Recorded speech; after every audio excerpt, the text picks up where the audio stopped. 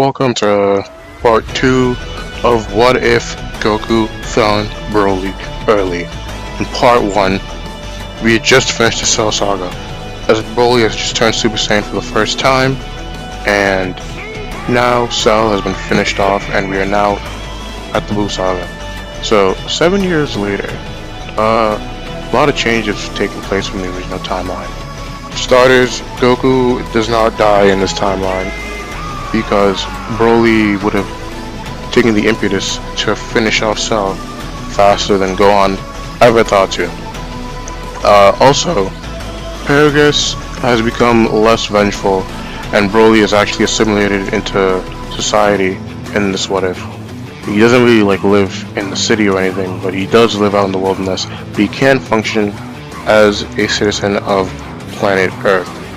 Usually he just spends his time training with Goku and Vegeta throughout the 7 years they are on Earth. When it comes to how powerful our three Saiyans are gonna be, I'd put Goku actually at the same strength he was originally, for the simple fact that he does not have the luxury of training with a dead body under intense training the same way he did when he was in Otherworld in the original timeline. However, I kept him at the same strength because he now has two really strong training partners in Vegeta and Broly. And Broly, I put him on the same tier with Goku, maybe quite a bit stronger. Same with Vegeta, who I'd put him at somewhere between how strong he was originally and his Majin Vegeta boost, because you gotta remember that that boost was a significant enough margin that he felt he needed to close the gap. Also,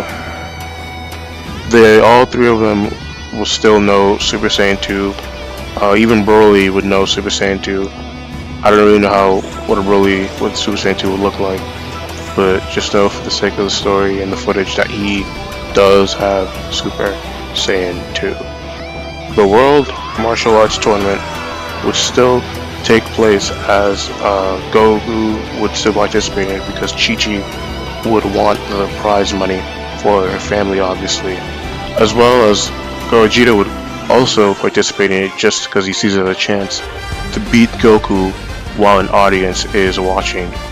Broly would also participate in it because, well, he just sees it as an opportunity to, test his mettle against Goku and Vegeta, who by this point he has come to respect a lot.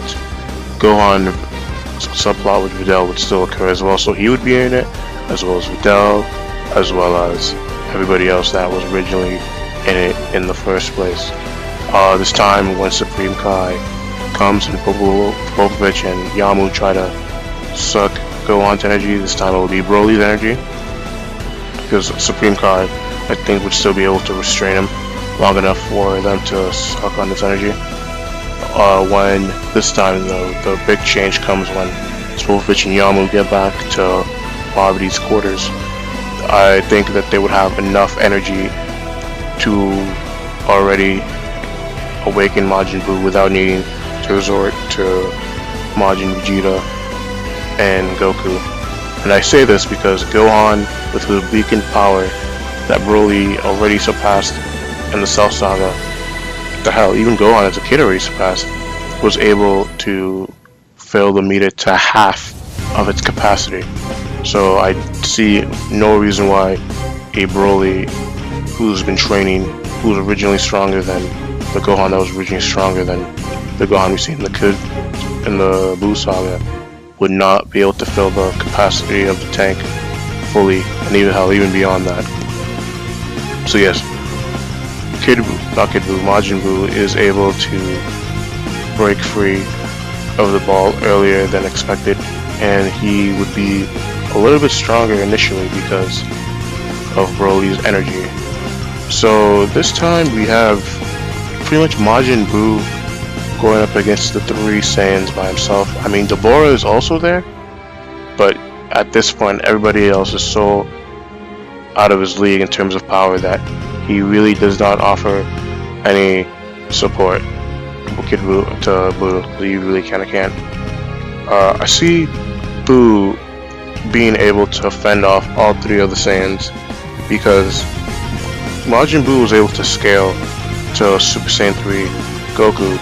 And the one thing I forgot to mention earlier in this timeline is that Goku would not have gone Super Saiyan 3 because of the fact that he has an alive body, so he would not have the body stable enough to learn Super Saiyan 3.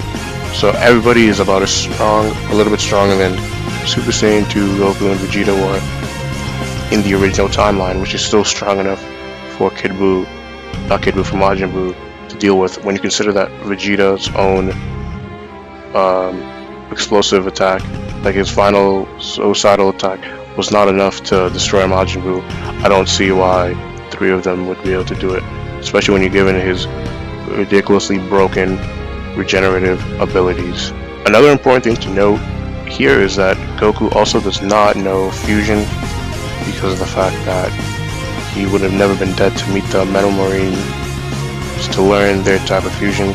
So honestly, from the rest of the arc is pretty simple. I feel like Goku and Vegeta and Broly, whatever combination of the two, would simply just go inside the time chamber because they still have that available to them to train, and I think that together at that point they would be strong enough to beat Majin Buu, who would kind of just be chilling out because Goten and Trunks wouldn't really be a factor in this story. Neither Gohan die and have his potential unlocked because he wouldn't be needed in the story. So the old Kai is staying in the sword, and the Z sword will never be broken either.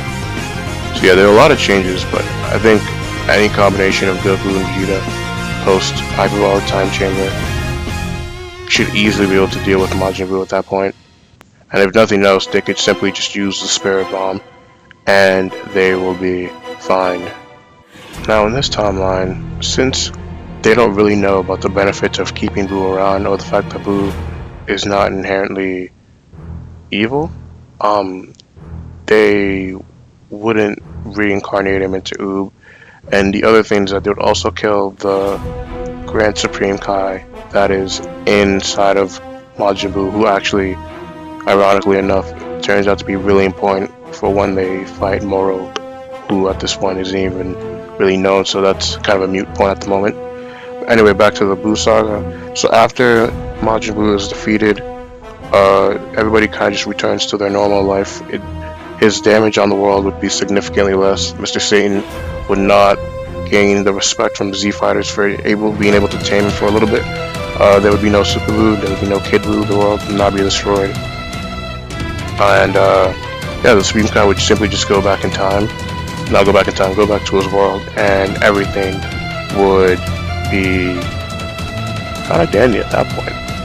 When it comes to character relationships and characteristics and the way the characters would be overall, and in this timeline, Goku is the same, Broly is pretty much the same from his movie counterpart, Vegeta is still loving to his family, but he puts on more of a front because he still is focused on catching up with Goku as he was originally. He doesn't let it go as easily, and in this timeline he doesn't go into his depression after Goku dies because Goku never died, but he would still care about his family. Gohan and Videl would still become an item. Mr. Satan would not be as rich. Gohan and Videl still have Pan, who becomes important later on. And things end up relatively fine. Compared to what happened in canon, we still get to the same point. Majin Buu still defeated, except this time, like I said, Majin Buu does not get resurrected as Oob, and Mr. Satan is simply just maybe not as rich as he was originally after defeating Majin Buu. Join me on next week on part 3, where we will extend into the Dragon Ball Super saga. Thank you for watching the video. Like, comment, subscribe, and have a good day.